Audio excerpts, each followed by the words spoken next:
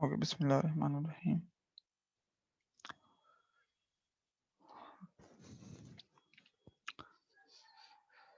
Welcome to this subject of digital signal processing. I am Alal Mustafa, instructor of DSP. So ये हमारा एक course electrical engineering का एक और course आपका डिजिटल सिग्नल प्रोसेसिंग जिसका प्रीरेक है सिग्नल एंड सिस्टम। प्रीरेक में भी मैंने ही आप लोगों को पढ़ाया था। सो ये प्रीरेक होते हैं इसलिए कि जो इसके बेसिक कॉन्सेप्ट होते हैं वो उनमें यूज होते हैं। सो पहले मैं आपको आउटलाइन डिस्क्राइब कर दूं कि इसमें हम क्या क्या स्टडीज करेंगे।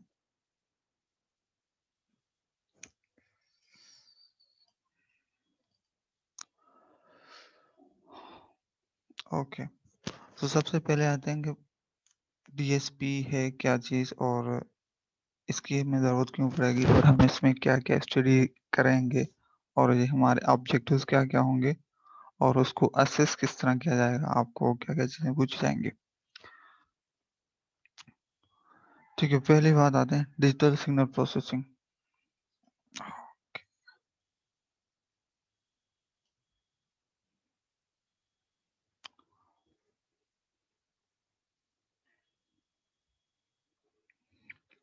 हेलो, आवाज़ क्लियर आ रही है सनान?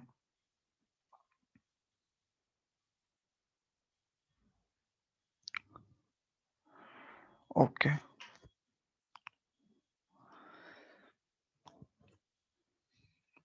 ठीक। तो इस सब्जेक्ट के हवाले से पहले आते हैं कि हमारे मेन कॉन्सेप्ट्स हैं क्या चीज़। हमारा मेन ऑब्जेक्टिव सबसे पहले इसका यही है कि हमें डिजिटल सिस्टम्स के जो फंडामेंटल कॉन्सेप्ट्स हैं उनकी अंडरस्टैंडिंग हो जाए कि वो टर्म्स उनकी टर्मिनोलॉजीज क्या है, उससे एसोसिएटेड प्रॉब्लम्स वगैरह जो होंगे उनको समझना और सॉल्व करना। ठीक, उसके बाद जो सेकंड ऑब्जेक्टिव है जो कि कोर ऑब्जेक्टिव इसका है वो है ट्रांसफॉर्म टेक्निक्स।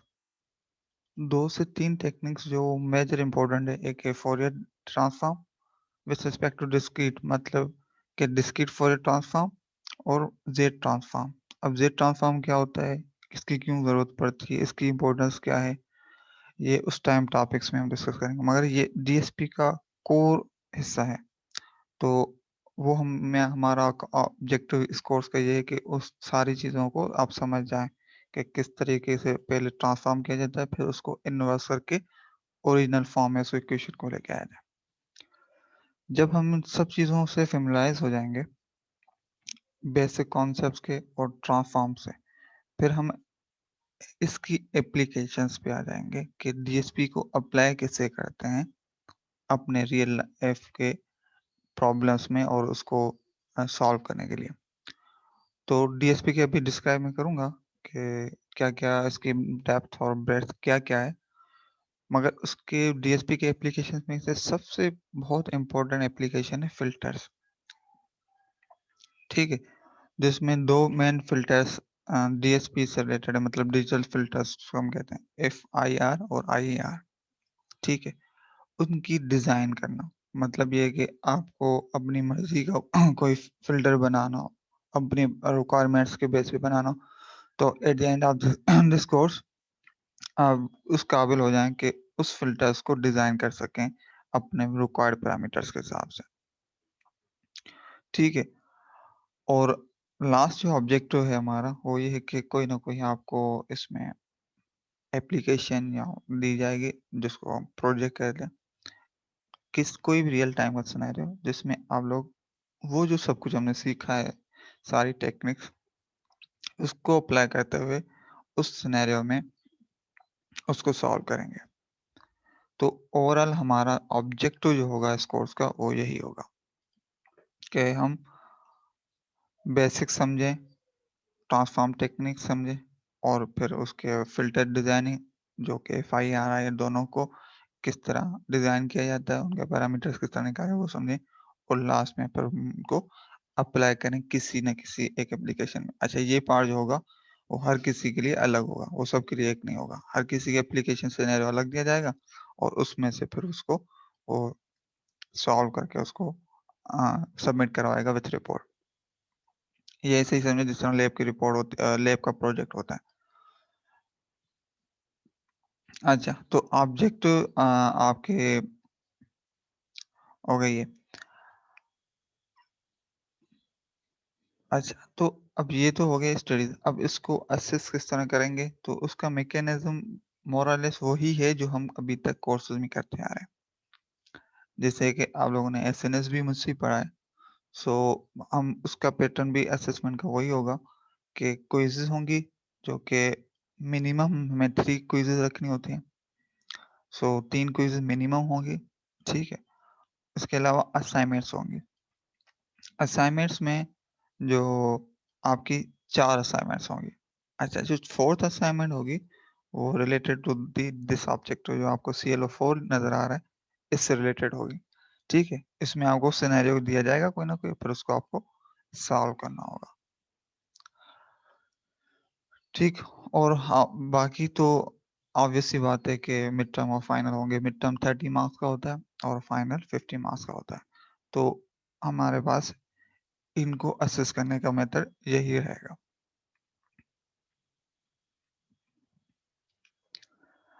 अच्छा, बुक्स जो रेफ़र करेंगे, जो कि मैंने गूगल क्लासरूम में आपके साथ शेयर भी कर दिए हैं। ये मेजर बुक हमारा ये होगा डीएसपी बाय जे.जी. पोकिस। अच्छा, इसके अलावा भी रेफ़रेंस बुक्स हम काफ़ी फ़ॉलो कर रहे होंगे। कुछ यहाँ पे डिस्क्राइब्ड हैं, कुछ में अलग से भी किसी कोई टॉपिक किसी और बुक से भी फ़ॉलो कर रहे होंगे। तो जैसे ही जो बुक फ़ॉलो कर होंगे तो गूगल क्लासरूम में शेयर कर दूँगा और साथ-साथ जो सेक्शन उसका हम स्टडी करेंगे तो इन्फॉर्म कर दूँगा आपको उससे। उसके अलावा जो आपके पास जो स्लाइड्स हैं, वो शेयर कर दूँगा कि जो भी स्लाइड्स हम टॉपिक पढ़ते जा रहे होंगे, वो आपको स्लाइड्स वहाँ पर गूगल क्लासरूम में मिल जाएँगे, जो कि आप उसको स्टडी कर सकते हैं। अच्छा, क्योंकि ये ऑनलाइन मोड में है और जो क्लासेस अटेंड करेंगे दैट्स गुड कि आप जो भी क्वेरीज़ हैं, आप उस टाइम इंटरैक्टिव सेशन में पूछ सकते हैं, मगर इसके अलावा ये जो सेशन साथ-साथ रिकॉर्ड भी होता जा रहा है। तो वो रिकॉर्डिंग भी आपकी गूगल क्लासरूम पे ही शेयर कर दी जाएगी। साथ ही साथ जब एलएमएस पे कोर्स आ जाएगा, तो ये रिकॉर्डिंग के लिंक्स जो है वो आपको एलएमएस में भी अवेलेबल होंगे। अच्छा, अभी जो ऑब्जेक्टिव हमने जितने भी ये डिस्क्राइब किए, इन ऑब्जेक्टिव्स को अचीव करने के लिए हमने असेसमेंट मेथड भी डिस्क्राइब कर दिया। अब टॉपिक जो वीकली बेसिस पे हमारा जो ब्रेकडाउन होगा, टॉपिक्स के कौन से कब होगा, तो वो ये पूरा आपके पास 48 लेक्चर्स का ब्रेकडाउन है। हमारी पूरी कोशिश यही होगी हमें इसको ही फ़ॉलो कराओगे, मगर कोई को ऐसे भी हो सकता है कि कोई टॉपिक ऐसे है जिसमें आप समझते हैं कि ज़्यादा ज़रूरत है डिस्क्राइब करने की, तो हम उसको ज़्यादा टाइम भी दे सकते हैं। लाज़मी नहीं है कि बस जो लिखा हुआ है उसी को फ़ॉलो करें। अच्छा, तो ओवरऑल जो आपके पास आउटलाइन है उसमें यही चीज़ें कवर की होंगी। पहले आपके पास जो सीएलओ 1 के जो हैं basics of digital signal processing, उसके बाद फिर ट्रांसफॉर्मर टेक्निक्स जिसमें फोरियर ट्रांसफॉर्म और आपके ज़ेड ट्रांसफॉर्म इम्पोर्टेंट है। उसके बाद लास्ट में हमारा होगा फ़िल्टर डिज़ाइनिंग बेस। ठीक है? तो ये ओवरऑल हमारी ओके। अच्छा, क्योंकि इस ही सब्जेक्ट का जो लैब जो है, वो भी मुझे ही असाइन की गई है। तो इंशाल्लाह जो हम थ्योरी में पढ़ते जाएँगे, वो साथ-साथ लैब में भी आपको उसी वीक बाय वीक डिस्क्राइब करता जाऊँगा। तो ये हमारे लिए एक एक्स्ट्रा एडवांटेज हो जाएगा कि साथ ही साथ दोनों चीज़ें वो कवर होती जाएँगी। जो हम थ्योरी में कॉन्सेप्ट्स पढ़ रहे हैं, उसको हम लैब के थ्रू इम्प्लीमेंट करेंगे। लैब की इम्प्लीमेंटेशन जो जिस टाइम हम लैब्स कर रहे होंगे उसमें ज़्यादा डिटेल में होगा, मगर इसकी भी यूज़िंग द मैटलैब भी होगा, क्योंकि जिस तरह हमने एसएनएस को परफ़ॉर्म किया था, जितने भी एसएनएस के कॉन्सेप्ट थे, प्रॉब्लम्स थे, उसको हम पहले मैथमेटिकल कर रहे थे, उसके बाद फिर उसको मैटलैब में सॉल्व कर रहे थे। तो एग्ज़ैक्टली जो डीएसपी की लैब का जो मेजर पोर्शन होगा, वो आपका मैटलैब बेस्ड होगा। उसके अलावा उसका हार्डवेयर बेस्ड कंपोनेंट्स भी हैं, जो कि डीएसपी किट्स वगैरह होंगी, उस पे भी हम उसको परफ़ॉर्म करेंगे, जो उस कुछ लेवल्स पे भी हैं। सो ये ओवरऑल है आपकी आउटलाइन, और जो इस सब्जेक्ट का किस तरह हम लेके चलेंगे उसको डिस्क्राइब किया। तो इससे रिलेटेड अगर किसी को कोई क्वेरी हो, तो वो डिस्क्राइब कर सकता है।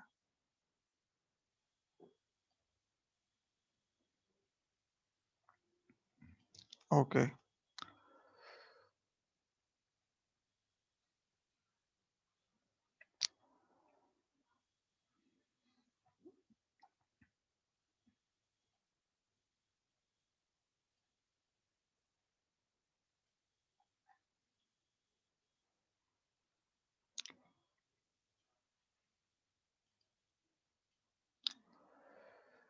सो हम आते हैं अभी डीएसपी के ऊपर। डीएसपी की एप्लीकेशंस क्या-क्या हैं? डीएसपी है क्या? डीएसपी के बारे में कहेंगे, जिस तरह आपको नाम से ही ज़ाहिर है, डिजिटल सिग्नल प्रोसेसिंग। क्योंकि इस सब्जेक्ट का प्रीरेक क्या था? एसएनएस। एसएनएस में हम सिग्नल्स, उसके types, operation of signal on signals के कौन-कौन से ऑपरेशन होते हैं, उनको हमने वहाँ पे स्टडी किया हुआ था, और उसी के साथ सिस्टम और उसके टाइप्स को डिस्क्राइब किया हुआ था। तो जो डिजिटल सिग्नल से आप वाकिफ़ हैं, ठीक है? अब होता है डिजिटल सिग्नल प्रोसेसिंग। प्रोसेसिंग का मतलब ये है कि आप जो भी इसको डिजिटल सिग्नल इसको आता है, उसको आप अपने एप्लीकेशन के हिसाब से उसको मैनिपुलेट कर रहे हैं। तो ये है इसका ओवरऑल काम। अब इसको सिंपल वर्ड्स में अगर समझाऊँ, जिस तरह हम मोबाइल्स में या इवन आप जब बात कर रहे होते हैं किसी से, या सिंपल ले लेते हैं कैमरा से। जरा मोबाइल के कैमराज़ में आप देखें, कोई एक बंदा जब उसको पिक्चर ले रहा होता है, तो उसका जिस तरह भी फेस है उसमें शाइन ऐड कर दी जाती है, वो फ़िल्टर यूज़ करता है। तो ये एक्चुअल में काम किस तरह हो रहा था?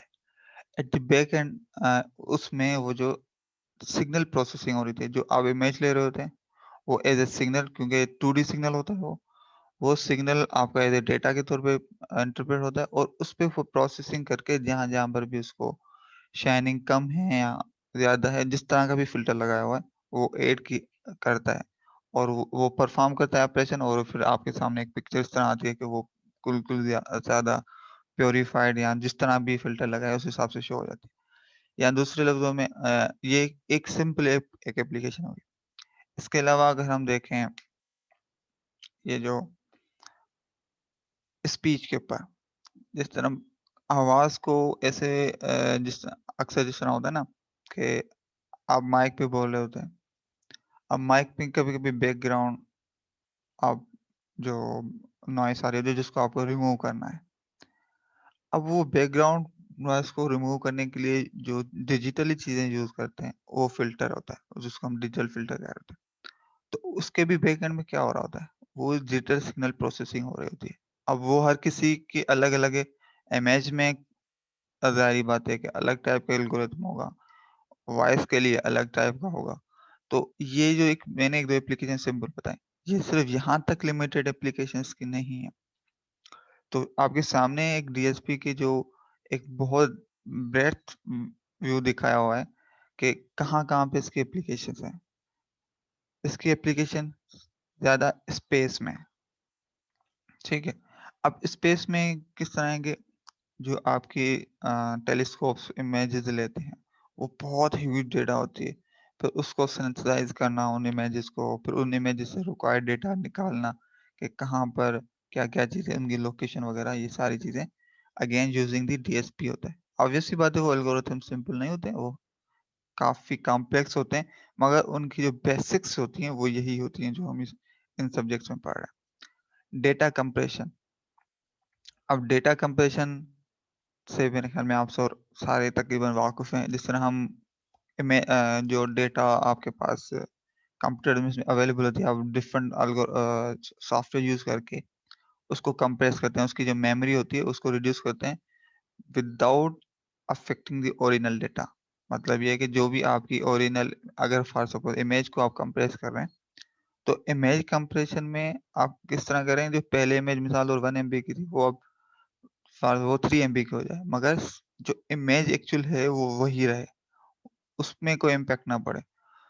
तो इस तरह की टेक्निक्स जो है, वो भी जो with the help of the DSP implement किया जाता है, ठीक है?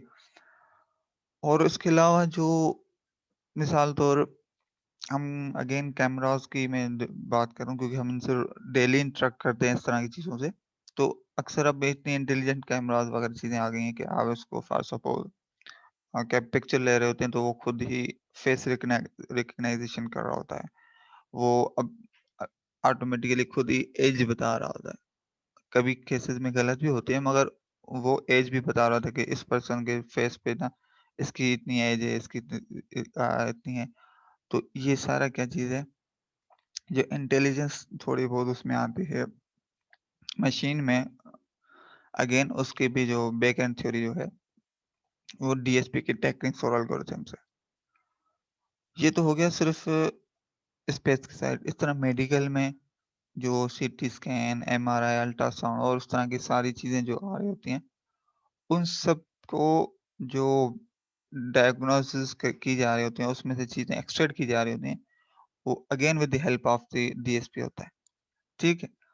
सो मेडिकल में भी इसकी बहुत वास्ट एप्लीकेशंस हैं जो मैंने सारी चीज़ें बताई क्योंकि आजकल जो मेडिकल की तकरीबन तकरीबन टेक्नोलॉजी बेस हो गई है और उसमें सारी डिपेंडेंट जो एल्गोरिथम वगैरह हो रहे होते हैं, प्रोसेसिंग की बात हो रही है। सेंसस अलग हैं कि वो डेटा एक्सट्रैक्ट किस तरह करते हैं, बट जब वंस डेटा आ जाता है, उस डेटा में से आपकी रिक्वायर्ड इन्फॉर्मेशन को एक्सट्रैक्ट करना, डायग्नोस करना, वो सारा डीएसपी के थ्रू होता है। ठीक, तो उसके अलावा मूवीज़ में आप इतने सारे स्पेशल इफ़ेक्ट्स वगैरह देख रहे होते हैं, ये सारी चीज़ें क्या हो रही होती हैं, ये सब डीएसपी के थ्रू टेलीफ़ोन जो कि इसमें भी इको रिडक्शन, मल्टीप्लेक्सिंग मिसाल दो एट अ टाइम 2-3 आप जो बंदे बात कर रहे थे एक ही चैनल पे, ये सारी कैसे हो रही थी अगेन टेलीफ़ोन की भी with the help of DSP. Military बहुत ही क्या कहते हैं कि इम्पोर्टेंट सेक्टर और ज़्यादातर चीज़ें जो है ना यहीं से स्टार्ट होती हैं टेक्नोलॉजी वाइज़ जो एडवांस टेक्नोलॉजी। तो इसी तरीके से जो सोनार, रेडार जो हम देख रहे होते हैं कि जहाज़ों को ट्रैक कर रहे होते हैं, कम्युनिकेशन की जा रही होती है, एन्क्रिप्शन की जा रही होती है। ये सारी चीज़ें कैसे होती हैं again with the help of DSP. Industrial applications में प्रोसेस कंट्रोल और बहुत सारी चीज़ें जो होती हैं सब यही हैं। साइंटिफिक स्पेक्ट्रल एनालिसिस अच्छा ये बहुत बड़ा डोमेन है डेटा एक्विजिशन, अर्थक्वेक रिकॉर्डिंग और ये एनालिसिस वगैरह से सारी चीज़ें डीएसपी के थ्रू होती हैं। तो इन सब चीज़ों को देखते हुए हम जो कहेंगे कि डीएसपी की मेजर 2 अप्रोचेज़ होगी। एक होगी जनरलाइज़ अप्रोच, दूसरी होगी एप्लीकेशन स्पेसिफिक। जनरलाइज़ अप्रोच का मतलब ये है कि हम जो एल्गोरिथम या चीज़ें जो डेवलप करते हैं, वो इस तरह जनरलाइज़ होंगी जो हर एप्लीकेशन में आप उसको यूज़ कर सकते हैं या उससे आप मल्टीपल एप्लीकेशंस कर सकते हैं। इसके बाद जो दूसरी स्पेशलाइज़ जो डीएसपी के एल्गोरिथम्स या टेक्निक्स होती हैं, वो सिर्फ़ उसी ही फ़ील्ड के लिए होते हैं। फॉर सपोज़ इमेज में हम इमेज की बात कर रहे हैं, इमेज में भी मिसाल लो एमआरआई इमेज जो निकल रही है। अब ये मेडिकल साइड की है और उसके जो एल्गोरिथम वगैरह जो इम्प्लीमेंट हो रहे होंगे, वो सिर्फ़ एमआरआई के लिए ही होंगे। ठीक है? इसके बरक्स फॉर सपोज़ अगर हम सिंपल इमेज की एल्गोरिथम बनाते हैं, वो तो हम कैमराज़ से या दूसरे मीडियम से जो हम अ, लेते हैं पिक्चर्स वगैरह, उनमें वो एल्गोरिथम यूज़ कर सकते हैं। तो इसकी जो जनरलाइज़ हम लेके चलेंगे, वो जो 2 अप्रोचेज़ होंगे, एक जनरल और दूसरा एप्लीकेशन स्पेसिफिक। अगेन वही कि एप्लीकेशन स्पेसिफिक भी जो आपके पास कॉन्सेप्ट्स होंगे या जो एल्गोरिथम्स होंगे, उनमें भी आपके पास जो वही जो बेसिक कॉन्सेप्ट्स हैं जनरलाइज़्ड डीएसपी में हमने सीखे थे, वही यूज़ हो रहे होंगे। तो ये एक थोड़ी-सी डेप्थ आपसे आपको आइडिया होगा कि ये कितनी इम्पोर्टेंट है आपके पास डिजिटल सिग्नल प्रोसेसिंग अच्छा, अब हम आते हैं कि भई इलेक्ट्रॉनिक्स में सवाल हो सकता है कि हम इस चीज़ को क्यों स्टडी करें? अब क्योंकि अब तकरीबन जितने भी चीज़ें जो हम ये फ़िल्टर्स वगैरह ये सारी चीज़ें करें तो एट द एंड जो हार्डवेयर होता है वो तो इलेक्ट्रॉनिक ही होता है। तो आप उन चीज़ों को जब हार्डवेयर को इम्प्लीमेंट कर रहे होते हैं तो आपको इस चीज़ों की अंडरस्टैंडिंग होना लाज़मी है। और वैसे भी आजकल के जो सिग्नल प्रोसेसिंग जो है ना वो ज़्यादा होती है क्योंकि हमारे पास हार्डवेयर जो ऑलरेडी काफ़ी जनरल हार्डवेयर डेवलप्ड हुए हैं, उसमें हमें अपनी एप्लीकेशंस के लिए एल्गोरिथम उसमें इम्प्लीमेंट करने होते हैं। तो ये एक आपको आइडिया हो गया होगा कि किस लेवल के क्या-क्या इसकी लेवल है डीएसपी की। इसी तरीके से ये आपके पास डीएसपी का जो किस तरह किन-किन सब्जेक्ट्स में है, मान लो कम्युनिकेशन थ्योरी में डीएसपी, न्यूमेरिकल एनालिसिस में, probability statistics, analogue signal processing, decision theory, digital electronics, analogue electronics, इन सब में डीएसपी का रोल है। तो ये एक था short just introduction with respect to the DSP के डीएसपी है क्या चीज़, इसकी पावर क्या है एक्चुअली। अब हम आते हैं अपने लेक्चर की तरफ।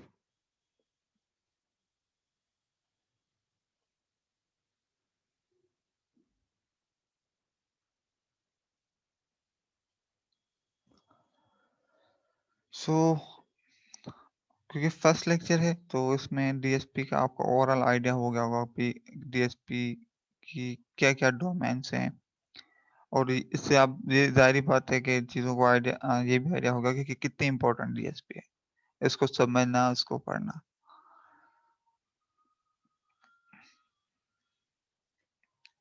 अच्छा, तो अब हम आते हैं अपने लेक्चर जो नंबर 1, इंट्रोडक्शन टू डीएसपी, हमने अभी इसको कवर किया। अब डीएसपी का जो सारा काम कर रहा होता है वो किस पे कर रहा होता है? ऑन द सिग्नल्स, और वो जो प्रोसेसिंग कर रहे होते हैं वो सिस्टम्स होते हैं। मतलब हमारे पास एक सिस्टम है जिसको आप एक सिग्नल इनपुट देंगे और वो आपको आउटपुट देगा। तो इसका मतलब है हमें 2 चीज़ों को समझना लाज़मी है। पहले सिग्नल्स क्या हैं, उसकी टाइप्स क्या हैं, और सिस्टम्स क्या हैं, उसकी टाइप्स क्या हैं। अच्छा, इसी वजह से एसएनएस जो है ना डीएसपी से पहले पढ़ाया जाता है। उसमें ये हम सारी चीज़ें कवर कर चुके हैं। अब इसको थोड़ा-सा रिवाइज़ करेंगे हम यहाँ पर। पहले आते हैं सिग्नल के ऊपर। What is signal? सो आप लोगों में से कोई बताएगा, किसी को किसी याद है कि ये क्या चीज़ है? क्योंकि हम पढ़ कर आए हैं पिछले सेमेस्टर में। इसको टाइम तो हुआ है मगर इतना ज़्यादा नहीं। तो इसको थोड़ा-सा डिस्क्राइब करेगा कोई? सर मैं ही हूँ अकेले क्लास के अंदर, और तो कोई है नहीं। जी, इस वजह से इसको मैं रिकॉर्ड कर रहा हूँ और वही ना शेयरिंग कर दूँगा। और मैं जो कुछ क्वेरीज़ थी आप लोगों की इस ग्रुप में मैं मैसेज देखे थे सुबह के क्लास की टाइमिंग के हवाले से। सो अगर आज सारे आ जाते तो डिस्कस कर लेते। हम कोई और फ़ीज़िबल टाइम भी रख सकते हैं जिसमें आप सारे अवेलेबल हों। सो क्योंकि ये हम टाइम टेबल के हिसाब से फ़ॉलो कर रहे हैं। टाइम टेबल जो हमारा बना हुआ है उस हिसाब से, ताकि क्लैशेज़ ना हो आपके दूसरे कोर्सेज़ के साथ। फिर भी आपको ऐसा लगता है कि चलो सुबह का टाइम है, बहुत जल्दी है, तो हम कोई और टाइम रख लेंगे। सर आप यूनिवर्सिटी के अंदर हैं? अभी नहीं, घर पे हूँ। ठीक है सर। सो ये बाकियों से भी जो मुझे जो है ना आप लोग मिलके बता दीजिएगा कि किस तरह हम उसको रखें। तो हम कर लेंगे टाइमिंग एडजस्ट, कोई इश्यू नहीं है इसको।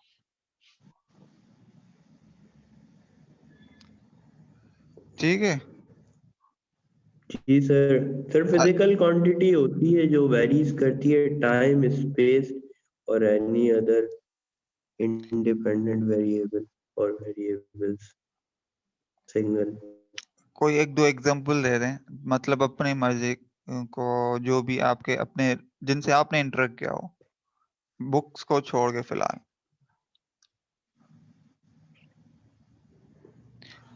सर जिस वेव्स होती है ना, ट्रांसपेरेंट और ट्रांसड्यूसेंट वेव्स होती हैं। एक वेव होती है जो बैरियर क्रॉस कर देती है, एक होती है जो बैरियर क्रॉस नहीं करती है।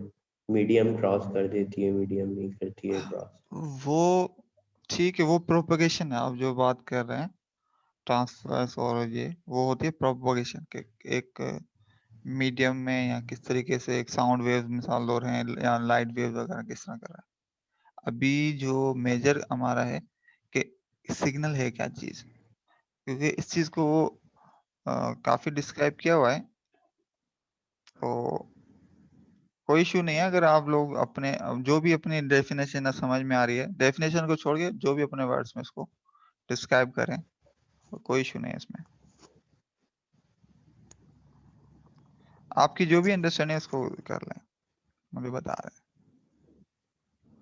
सिर्फ फिजिकल क्वांटिटी होती है एक, जो टाइम्स को वेरी करती है, मतलब एक कोई फिजिकल क्वांटिटी है वो टाइम के ऊपर डिपेंडेंट है, और उसको जगह भी चाहिए, और दूसरी इंडिपेंडेंट वेरिएबल और वेरिएबल से भी वो जुड़ी रहती है, सिग्नल उसी को ही कहते हैं। अच्छा, मैंने ठीक है, जो ये डेफिनेशन यही लिखी हुई भी है फॉर्मल वे में ये बात सही है। Take any physical quantity that varies with time, space और एनी अदर इंडिपेंडेंट वेरिएबल। अब देखो यहाँ पर जो है ना टाइम्स के साथ मुंसलिक नहीं किया गया, मगर उसने ये बताया कि एक टाइम भी एक ऐसा है जिसके रिस्पेक्ट में वो वेरी कर रहा है।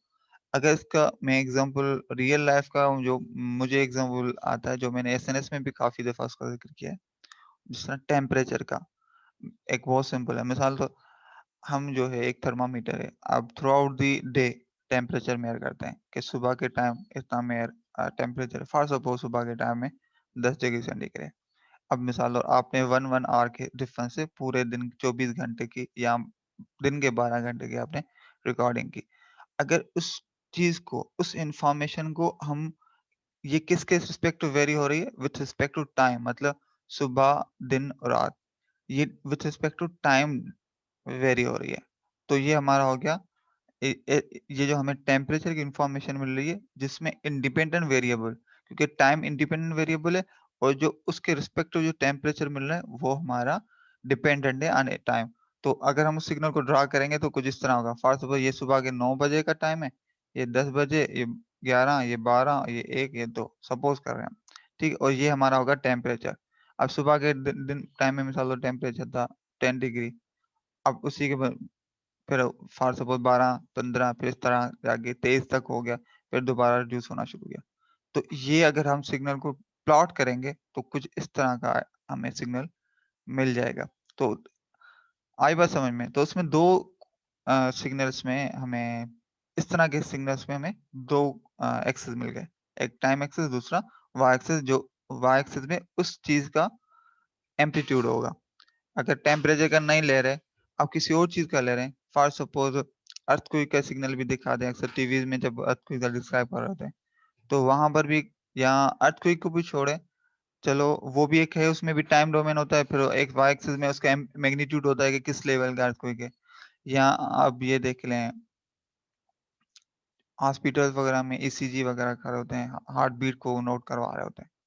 तो ये सारी क्या चीज़ें हैं? ये सब फिजिकल क्वांटिटी कुछ टाइम के साथ वेरी करती हैं, कुछ स्पेस के रिस्पेक्टिव भी चेंज करती हैं। अब स्पेस के रिस्पेक्टिव का मतलब क्या है?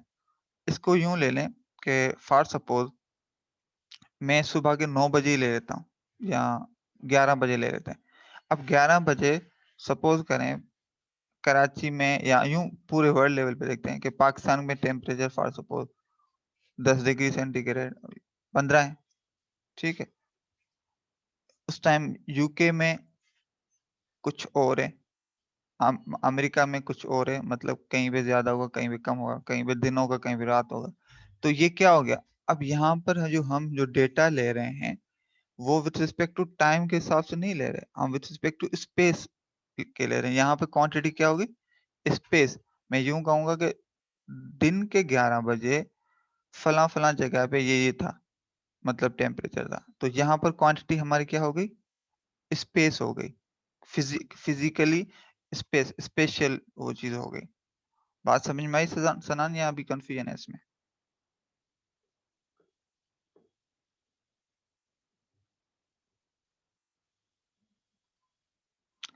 अच्छा, मुझे आपकी आवाज़ नहीं आ रही। आई होप कि ये चीज़ आइडिया हो गया हो। तो ये उसकी हो गई डेफिनेशन कि मतलब ये ओवरऑल हमें उससे कोई ना कोई इन्फॉर्मेशन एक्सट्रैक्ट करनी है, ठीक है? उस सिग्नल में कोई ना कोई वो इन्फॉर्मेशन कैरी कर रहा होता है। यहाँ पर कुछ जो एग्ज़ाम्पल मिसाल low pressure is a function of altitude जिस तरह हम ज़मीन के सरफेस पे रहते हैं, तो यहाँ पे जो टेम्परेचर सॉरी प्रेशर जो होता है, वो ऑलमोस्ट 1 एटमॉस्फेरिक होता है, जो इसका यूनिट है, ठीक है? अब जैसे-जैसे हम ऊपर जाते हैं, मिसाल लो जो पहाड़ों पे जाते हैं, तो अक्सर आपने सुना होगा वहाँ पे ऑक्सीजन लेवल कम हो जाती है और वहाँ पर जो प्रेशर जो है एटमॉस्फेरिक वो कम होता है। अक्सर पहाड़ी इलाकों में कोई चीज़ बॉयल वगैरह भी करनी होती है तो आपको जो प्रेशर कुकर यूज़ करना पड़ता है, ठीक है? तो ये क्या है क्योंकि सरफेस पे आपका एक प्रेशर है और ऊपर-ऊपर जैसे जाते हैं तो वो दूसरा है। अगर हम इसको सिग्नल को प्लॉट करें अब मतलब ये इन्फॉर्मेशन है ना, इन्फॉर्मेशन क्या है कि जो आपका प्रेशर जो है, वो वेरी हो रहा है विथ रिस्पेक्ट टू एल्टीट्यूड जैसे-जैसे आप ऊपर बढ़ते जाएँगे, वो आपका जो है ना प्रेशर वेरी होता जाएगा। अब जैसे अब ये टाइम डिपेंडेंट नहीं है, ये एक फिज़िकल इसमें स्पेशल है मतलब किसी भी टाइम में आप ऊपर चले जाएँगे तो प्रेशर रिड्यूस हो जाएगा। अगर आप ज़मीन पे ही 24 घंटे रहते हैं तो इसका जो प्रेशर वही रहेगा। तो ये जो वेरिएंस ऑफ प्रेशर है वो डिपेंड ऑन किस पे है? एल्टीट्यूड पे। तो ये हो गया स्पेस पे। इधर इंडिपेंडेंट वेरिएबल आपका स्पेस हो गया, इसको हम स्पेशल सिग्नल कहेंगे। अच्छा, अब जिस तरह आवाज़ है ना, अब आवाज़ जो है वो हमारा जो है वहाँ पे इंडिपेंडेंट वेरिएबल हमारा वो टाइम है। क्योंकि आवाज़ जो है आप जाके हिमालयन चोटी पे भी बोलें तो वहाँ पर भी वही साउंड आपका आ रहा होगा। उसमें जो चेंजेज़ वही विथ रिस्पेक्ट टू टाइम आ रही हों, या सरफेस पर भी हों, तो वहाँ पर भी वही आपके पास चेंजेज़ आ रहे होते हैं। तो ये सिर्फ़ चंद एग्ज़ाम्पल्स थे। इस तरह हर चीज़ को जो कोई ना कोई आपके पास फ़ॉर्म होता है, कोई ना कोई उसमें से हम एक इंडिपेंडेंट वेरिएबल होता है, दूसरा डिपेंडेंट होता है। तो ये ओवरऑल हमारा हो गया सिग्नल। अच्छा, ये हो गई ओवरऑल सिर्फ कॉन्सेप्चुअल डिस्कशन जिसको थ्योरेटिकल कर रहे हैं। एज़ एन इंजीनियर कॉन्सेप्ट तो समझ में आ गया, मगर हम हर चीज़ को लेके आते हैं मैथमेटिक्स फॉर्म में, क्योंकि वहीं पे ही हम कैलकुलेशंस कर सकते हैं, फिर अपने रिक्वायर्ड जो है एस्टिमेट करना, जो भी प्रोसेसिंग करते हैं, वो सिर्फ मैथमेटिक्स की मदद से ही कर सकते हैं। तो उन सारी फिज़िकल क्वांटिटीज़ को किसी न किसी इक्वेशंस के थ्रू हम उसको लेके आते हैं। तो अगेन ये जो आपके सामने एक एग्ज़ाम्पल लिया फॉर सपोज़ एक कोसाइन वेव ले लें, ये भी एक सिग्नल है, ठीक है? अच्छा ये आपके सामने लिखा हुआ ये भी एक सिग्नल है, ठीक है? इसको हम ड्रा करेंगे तो कुछ कोई ना कोई पैटर्न बनेगा। अभी मुझे इसका ग्राफ प्लॉट नहीं कर रहा। तो सिग्नल की 2 एक होगा मैथमेटिकल फॉर्म में कि वो मैथमेटिकल फॉर्म में क्या है? Is a signal is a function which contains some information और इसका जो कॉन्सेप्ट है वो क्या है? Any physical quantity that varies with time, space और एनी अदर इंडिपेंडेंट वेरिएबल या इसके अलावा भी कोई और डिपेंडेंसी हो सकती है, ठीक है? अच्छा ये जैसे-जैसे हम चलते जाएँगे तो आपके पास इस चीज़ का कॉन्सेप्ट और भी क्लियर होता जाएगा, ठीक है? अब दूसरा एक एग्ज़ाम्पल मुझे ज़हन में और आ रहा है जो मैं डिस्क्राइब कर रहा हूँ, स्पेशल का और टाइम के हवाले से और भी क्लैरिफ़िकेशन हो जाएगी कि क्या मतलब है। फॉर सपोज़ आप एक पिक्चर लेते हैं, अब पिक्चर क्या होती है 2D फॉर्म में होती है। अब पिक्चर में मिसाल तौर ये जो पिक्सेल है या ये जो कॉर्नर है, इधर कुछ ना कुछ पिक्सेल है और दूसरा यहाँ पर पिक्सेल। तो ये इससे स्पेस में एक ही क्लिक में आपके पास ये सारी इन्फॉर्मेशन आ जाती है। यहाँ पर आपके पास जो भी पिक्सेल है और ये इस दोनों स्पेस के थ्रू सेपरेटेड है। तो इसका मतलब है ये जो है आपके पास as a function of special है। और अगर टाइम में इसको पिक्चर को लेके आएँगे तो ये मूवी बन जाती है। मिसाल लो बहुत सारी पिक्चर्स हैं को एक साथ लें और उनको थ्रू द टाइम रन करते हैं तो वो मूवी बन जाते हैं, मूविंग पिक्चर्स बन जाते हैं। तो ये चंद एग्जांपल्स थे, इसके बहुत सारे एग्जांपल्स हो सकते हैं। अच्छा, जब सिग्नल्स आ जाते हैं, तो हम जिस तरह हम कह रहे थे कि हम सिग्नल्स पे प्रोसेसिंग करते हैं। मतलब उससे उस सिग्नल्स पे कुछ ना कुछ जो है हम अपने मकसद की चीज़ें इन्फॉर्मेशन एक्सट्रैक्ट कर होते हैं या ऐड कर होते हैं, तो उनको हम जनरलाइज़ कर रहे हैं प्रोसेसिंग, ठीक है?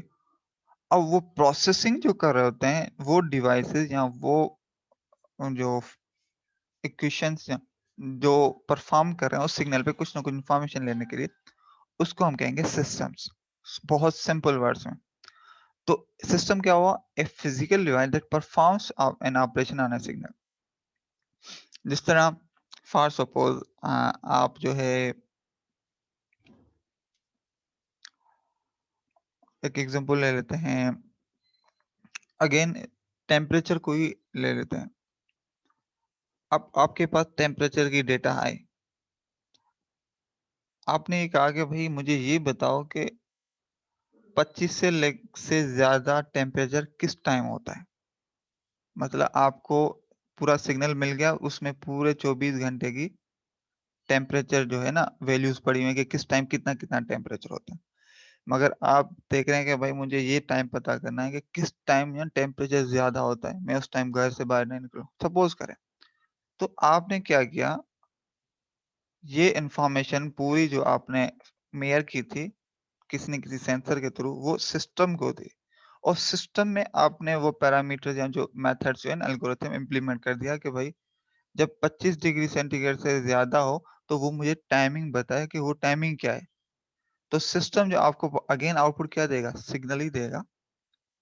मगर उसमें वो इन्फॉर्मेशन होगी जो आपको रिक्वायर्ड होगी। तो ये क्या किया सिस्टम ने? प्रोसेसिंग की ऑन सिग्नल। तो इनपुट दिया सिग्नल, आउटपुट मिला हमें सिग्नल और जो सिस्टम ने उस पे जो प्रोसेसिंग की। आई बात समझ में? अगेन ये भी जो मैथमेटिकल फॉर्म में ये भी एक इक्वेशन होगी जिसमें जो वेरिएबल्स होंगे वो एक आपका इनपुट सिग्नल होगे। मतलब वो सिस्टम जो परफॉर्म कर रहा होगा वो based on the input signals होगा और उससे कोई ना कोई आउटपुट निकल रहा होगा। ठीक है? जिस तरह आपके पास मिसाल एक सिंपल टर्म्स में y ऑफ t एक सिग्नल है, ठीक?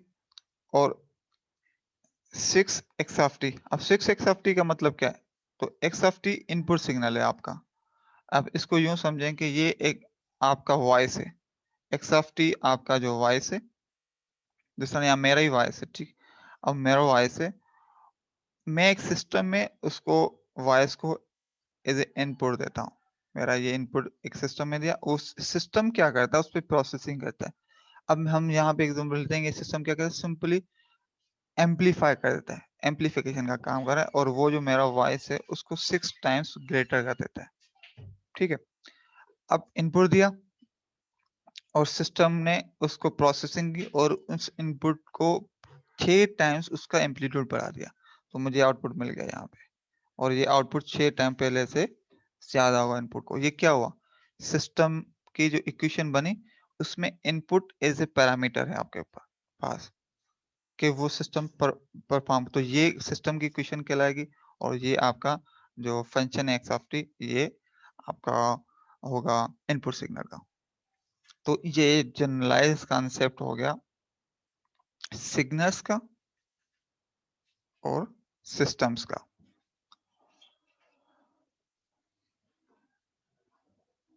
ठीक है? तो आई होप कि ये बेसिक व्यू अब आ गया होगा और अगेन किसी को अगर इसमें अभी भी कोई क्यूरी हो या मुझसे भी पूछ सकता है या इसके अलावा एसएनएस के जो लेक्चर्स हैं वो ऑलरेडी भी अभी भी अवेलेबल हैं गूगल क्लासरूम में भी और एलएमएस पर भी। तो उधर आप वो सेम चीज़ें दोबारा वीडियोस देख लें, उन चीज़ों को समझने के लिए वो आपको काफ़ी हेल्प हो जाएगी।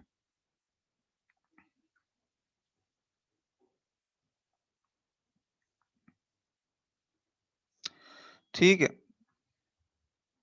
तो अब यहाँ पर ज़िक्र आया था इंडिपेंडेंट वेरिएबल का, ठीक है? तो उसको थोड़ा-सा डिस्क्राइब कर लेते हैं। वैसे आइडिया हो क्या होगा, इंडिपेंडेंट वेरिएबल्स कौन से होते हैं जिनकी वैल्यूज किसी पे डिपेंड नहीं करते। सपोज करें आपके पास जो अगेन टेम्परेचर के एग्जांपल को लेके चलते हैं, वो थोड़ा सा क्योंकि फ्लो में हम चल रहे हैं। अब देखो टाइम जो है उसको आप उसकी जो टाइमिंग किसी के ऊपर डिपेंडेंट नहीं है, वो एक अपने रिदम में फ्लो चल रहा है, जितना रिवर्सिबल भी नहीं है। हाँ, अब टेम्परेचर जो है वो डिपेंड कर रहा है टाइम पर। वो कैसे कि मिसाल तो दिन को 9 बजे एक टेम्परेचर है, 11 बजे टेम्परेचर चेंज है। तो temperature is dependent on time. ठीक, तो इसमें जो आपके पास टाइम है वो इसको हम कहेंगे इंडिपेंडेंट वेरिएबल।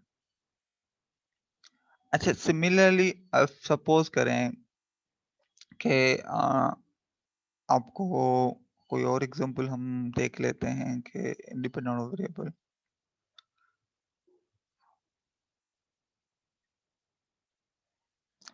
ठीक है, अब सपोज करें आपके पास एक है,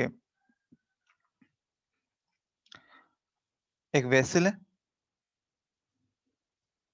उस वेसल पे आपका जो एक कोई ना कोई क्या कहते हैं कि वो लगा हुआ है, ढक्कन या कोई इसमें चीज लगी हुई है। अब इसका जो वॉल्यूम है, मतलब ये वी या यूं कहें कि हाइट, ये डिपेंड करती है कि इसमें प्रेशर कितना है। ठीक है, तो हम कहेंगे H is equal to for suppose twice of pressure. जितना इस वेसल में प्रेशर होगा उस हिसाब से उसकी हाइट दुगनी हो जाएगी। तो यहाँ पर P क्या है, क्योंकि P की वैल्यू जो प्रेशर है वो किसी पे भी डिपेंड नहीं कर रहा, मगर जो आपके पास इसकी हाइट है, मतलब वो जो आपको ढक्कन या पिस्टन जो उसके ऊपर लगा हुआ है वो डिपेंड कर रहा है प्रेशर। अगर प्रेशर कम होगा तो हाइट, पिस्टन जो है वो अपने लोअर लेवल से बिल्कुल टॉप लेवल तक जो है ना उसका डिस्टेंस कम या ज्यादा वो डिपेंड कर रहा है आपका प्रेशर के ऊपर। तो इस तरीके से वो चीज जो जिसको आप कंट्रोल नहीं कर रहे मगर जिसकी वैल्यू किसी पे डिपेंड नहीं कर रहे, तो उसको हम कहेंगे इंडिपेंडेंट। और वो जो वेरिएबल जो जिसकी वैल्यू डिपेंड करती है किसी और वेरिएबल पे, उसको हम कहेंगे डिपेंडेंट वेरिएबल। तो ऑब्वियस सी बात है, जो आउटपुट हमेशा इक्वेशन का होगा वो डिपेंड करता है इनपुट के ऊपर। तो इनपुट जो होता है यहाँ पर कोई ना कोई ऐसा सिग्नल होगा जो इंडिपेंडेंट होगा। हाँ, मगर इवन हाँ, अगर हम ज्यादातर इस कोर्स में जो हम सिग्नल्स डिस्क्राइब कर रहे होंगे उसमें आपके पास जो इंडिपेंडेंट वेरिएबल है वो टाइम ही है, क्योंकि हमारा मोस्टली काम जो सिग्नल्स के साथ है, और सिग्नल्स भी वो जो फिजिकली रियलाइजेबल सिग्नल्स हैं तो उनके साथ है। तो उसमें मोस्टली जो आपका इंडिपेंडेंट वेरिएबल होता है वो टाइम ही होता है। ठीक है, although ये भी पॉसिबल है कि किसी एक सिग्नल में एक या उससे ज्यादा इंडिपेंडेंट वेरिएबल्स हो सकते हैं, वो ऐसे ऐसे केसेस होते हैं। ठीक है, वो इक्वेशन थोड़ी कॉम्प्लेक्स हो जाती है अगेन, मगर वो सॉल्व की जा सकती है, ऐसे नामुमकिन सी चीज नहीं है। और ज्यादातर एल्गोरिथम जो कॉम्प्लेक्स एल्गोरिथम्स या जो चीजें होती हैं उनमें इससे ऐसे ही सिग्नल होते हैं, उसमें एक से मोस्ट ज्यादा होते हैं और कॉम्प्लेक्सिटी बढ़ जाती है, मगर आपके एप्लीकेशन की जो रिक्वायरमेंट है वो आपको मिल जाती है। तो ये थोड़ा सा ओवरव्यू था इंडिपेंडेंट वेरिएबल का, क्योंकि ये हमें बार बार आता रहेगा। अच्छा, हम डिस्कस कर रहे थे सिग्नल्स को, अब सिस्टम्स को। ऑब्वियस ही बात है कि सिग्नल्स बहुत सारे टाइप के, मतलब बहुत सारे हैं। तो उन सिग्नल्स को फिर कौन सा हर डिफरेंट सिग्नल्स की डिफरेंट प्रॉपर्टीज होती हैं, उससे डिफरेंट इंफॉर्मेशन मिलती है, उनको डिफरेंट प्रोसेस करने के मेथड्स होते हैं। तो फिर उस सिग्नल्स को किया जाता है, कैटेगराइज किया जाता है for the sake of understanding, easily understandable, और उसकी ज्यादा से ज्यादा उसके उस हिसाब से हर सिग्नल की अलग अलग उसकी प्रॉपर्टीज के हिसाब से टेक्निक्स डेवलपमेंट में इजीनेस हो जाती है। तो यहाँ पे आता है हमारे पास टाइप्स ऑफ सिग्नल। सनान, आवाज आ रही है?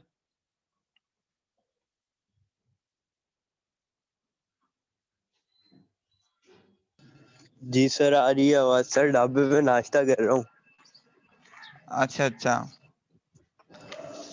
चलो गुड। अभी तक जो हमने डिस्क्राइब, मैंने जो चीजें की हैं वो बिल्कुल बेसिक है, मगर वो बहुत इंपॉर्टेंट भी हैं। ये सारी चीजें जो है सिग्नल्स और सिस्टम्स में भी डिस्क्राइब की हुई हैं। तो एक ऑनलाइन का ये फायदा अच्छा ये हो जाता है कि चीजें रिकॉर्ड हुई हुई होती हैं, तो आप अपनी मर्जी से वो उन से लेक्चर्स को भी एक्सेस कर सकते हैं। तो मगर एक क्विक रिव्यू के लिए मैं यहाँ पर डिस्क्राइब कर देता हूँ। तो सिग्नल्स की जो हम क्लासिफिकेशन जब हम पढ़ रहे थे एसएनएस में, तो मैंने आपको क्लासिफिकेशन बताई थी। अब क्लासिफिकेशंस भी जो कि, किसी न किसी बेस पे होते हैं। मैंने एक एग्जांपल उस टाइम मुझे याद है एक दिया था कि फॉर सपोज आपके पास है जो शर्ट्स हैं, उसमें मीडियम साइज और स्मॉल साइज की शर्ट्स हैं, ठीक है, और डिफरेंट कलर्स की हैं, मतलब रेड और फॉर सपोज ग्रीन आपके पास शर्ट्स हैं। अब ये जो शर्ट्स हैं मिक्सअप है, मतलब अब आपके पास कैटेगरी है कि आप कहेंगे भाई बेस्ड ऑन दी कलर आप उनकी क्लासिफिकेशन करेंगे, भाई रेड को अलग करो, ग्रीन को अलग करो। आपने रेड्स को अलग किया, ग्रीन को अलग किया, तो ये क्या हुआ? हो सकता है कि रेड में मीडियम और स्मॉल दोनों हो, और सिमिलरली ग्रीन में भी मीडियम और स्मॉल दोनों मिक्स हो। तो classification that classification is called based on the colour, ठीक है। अब सिमिलरली वही शर्ट्स हो, मैं आपको कहूंगा नहीं, मुझे कलर के हिसाब से क्लासिफिकेशन नहीं चाहिए, मुझे ये करेंगे on the base of size classify करें, हम सेपरेशन करें कि स्मॉल साइज की जो शर्ट्स हैं उनको अलग करो, और मीडियम साइज की जो शर्ट्स हैं उनको अलग करो। तो अब क्या होगा, जब आप स्मॉल साइज की करेंगे तो उसमें भी हो सकता है कि कलर मिक्सअप हो जाए, रेड की भी हो, ग्रीन की भी हो स्मॉल साइज में, और सिमिलरली मीडियम में भी ऐसे रेड और ग्रीन की मिक्स हो। तो हालांकि वही चीजें सेम है, शेड्स वही हैं, कलर उनमें जो होते हैं, सब कुछ चीजें सेम है, मगर आप उनको कैटेगराइज जो कर रहे हैं दो डिफरेंट तरीके से कर रहे हैं, ठीक है। और की जा सकती है उन चीजों को आप बेस्ड ऑन के आपको क्या क्या आ रहा है। अगर आप कहीं पे मिसाल दो क्लासिफिकेशन करें, आपको चाहिए कि जो जिनकी छोटी शर्ट्स हैं उनको दे दी जाए, और जिनके मीडियम को चाहिए उनको दे दी जाए, तो आप उस हिसाब से क्लासिफिकेशन करेंगे। अगर आप कहीं कंपटीशन या कोई ऐसी चीज़ है, टीम वगैरह बना रहे हैं, और जो वहाँ पे आपको सिर्फ एक कलर असाइन किया गया है, भाई आपको सिर्फ ग्रीन ही पहन के आना है, तो फिर आप उसके हिसाब से क्लासिफिकेशन करेंगे, ठीक है। तो ये सेम केस जो है आपके पास जो होता है क्लासिफिकेशन सिग्नल्स की होती है, वो बेस्ड ऑन द सिनेरियो क्या-क्या है। तो उसमें एक सिनेरियो आपका बनता है based on the nature of time signals, मतलब जिस तरह मैंने आपको कहा था ना, अभी डिस्क्राइब हम कर रहे थे कि सिग्नल्स जो है हम डिपेंडेंट इंडिपेंडेंट जो वेरिएबल है हमारा वो है टाइम। तो मोस्टली जो सिग्नल जो हमारा होता है उसको प्लॉट करने के लिए या एक एक्सेस होता है जहाँ पे टाइम एक्सेस होता है, और दूसरा वाई एक्सेस होता है जहाँ पे एम्पलीट्यूड या जो भी पैरामीटर है उसको रिजल्ट निकाल रहे हैं। अगर और यह डीएसपी में हम मोस्टली जो लेके चल रहे होंगे, जो इंडिपेंडेंट वेरिएबल होगा वो हमारा टाइम ही होता है।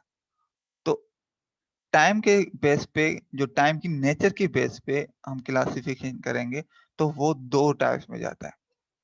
एक कहलाता है कंटिन्यूस टाइम, दूसरा डिस्क्रीट टाइम, ठीक है। तो ये दो क्लासिफिकेशन। अब कंटिन्यूस टाइम है का मतलब क्या है, और डिस्क्रीट टाइम सिग्नल्स का मतलब क्या है।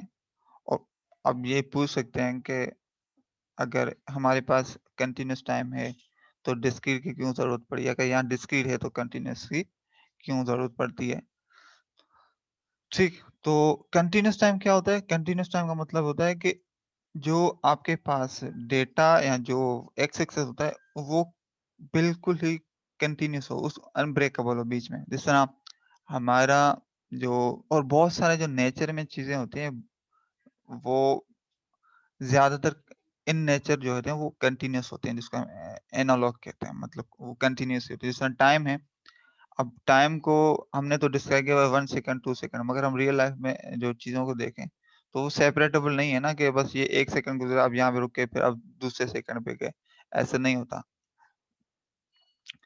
इसको यूं देखें, दूसरा एग्जांपल, जिस तरह आपके पास गाड़ी का टायर जो होता है रोटेट कर रहा होता है, तो वो भी एक कंटीन्यूअस है। देखो ज़मीन से कंटीन्यूअस टच होता है और वो रोटेट हो रहा होता है कि हर टाइम वो ज़मीन से कनेक्टेड होता रहता है और वो रोटेट होता रहता है। तो ये क्या है कंटीन्यूअस। ऐसा टाइम भी एक उस कंटीन्यूअस और बाय नेचर जो तकरीबन चीज़ें जो होती हैं वो कंटीन्यूअस होती हैं, ठीक है? अब क्योंकि कंटीन्यूअस में आपके पास टाइम में उसकी जो वहाँ पे आ जाता है एनालॉग सिग्नल प्रोसेसिंग और वो थोड़ा-सा अ, टफ होता है और डिस्क्रीट जो या डिजिटल सिग्नल प्रोसेसिंग है उसके रिस्पेक्ट टू बहुत ज़्यादा एडवांटेजेस हैं। इसमें फ्लेक्सिबिलिटी ज़्यादा है और तो इस वजह से हम क्या करते हैं, जो आपके पास कंटीन्यूअस टाइम सिग्नल्स हैं, उसको हम use with the help of sampling हम खुद डिस्क्रीट टाइम में कर लेते हैं। अब ये चीज़ें जो है मेरी पहले भी डिस्क्राइब की हुई हैं, ठीक? अब ये यहाँ पर डेफिनिशन अब लिखी हुई है। Signal continuous time signal is defined for every value of time in a given interval मतलब हर पॉसिबल वैल्यू के लिए।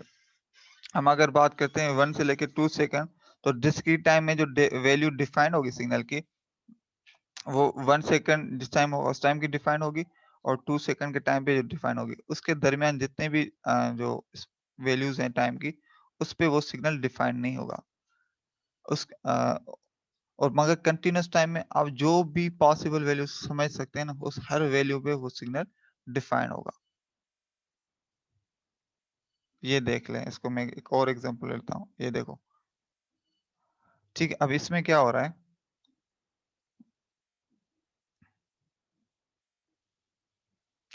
इसमें ये हो रहा है कि देखो ये है इस टाइम इसकी वैल्यू कुछ ना कुछ है इस टाइम पे इसकी वैल्यू कुछ ना कुछ है अब ये पूरा स्पेस जो है ना इस टाइम पे इसकी वैल्यू जीरो है तो इट मीन्स ये डिफाइंड नहीं है कंटिन्यूस में क्या हो रहा होगा कि यहाँ से लेके फॉर सपोज ये सिग्नल जा रहा है ये जा रहा है आप टाइम की कोई भी वैल्यू ले लें उस टाइम वो सिग्नल डिफाइंड होता है तो यहाँ पर आपको अब क्लियर हो गया होगा डिफरेंस कंटिन्यूस टाइम और डिस्क्रीट टाइम का अच्छा जो बाय नेचर जो चीजें कंटिन्यूस टाइम होती हैं उसको हम खुद डिस्क्रीट टाइम में करते हैं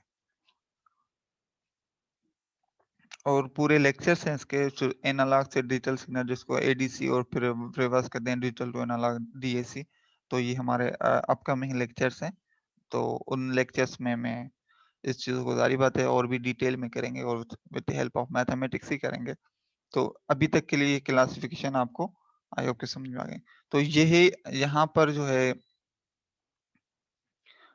डिस्क्रीट टाइम की चीज़ें हैं वो डिस्क्रीट टाइम क्या होगा सिर्फ किसी certain specific value of time के लिए डिफाइन होता है तो उसके एग्जाम्पल भी आपके सामने हैं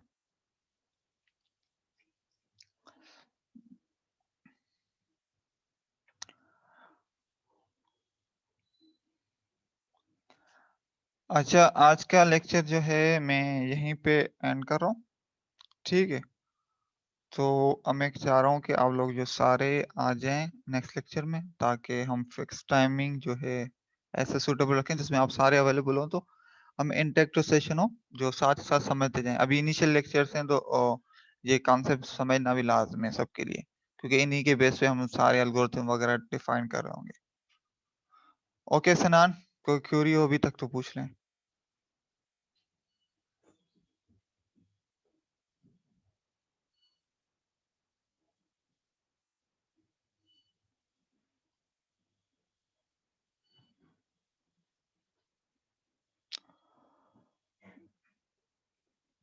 ओके ठीक है फिर मैं अभी ये लेक्चर यहीं पे एंड कर रहा हूँ इंशाल्लाह नेक्स्ट लेक्चर हमारा इसी टॉपिक से ही हम डिस्कस शुरू करेंगे और फिर इंशाल्लाह सारे अवेलेबल होंगे ओके फिर अल्लाह हाफिज़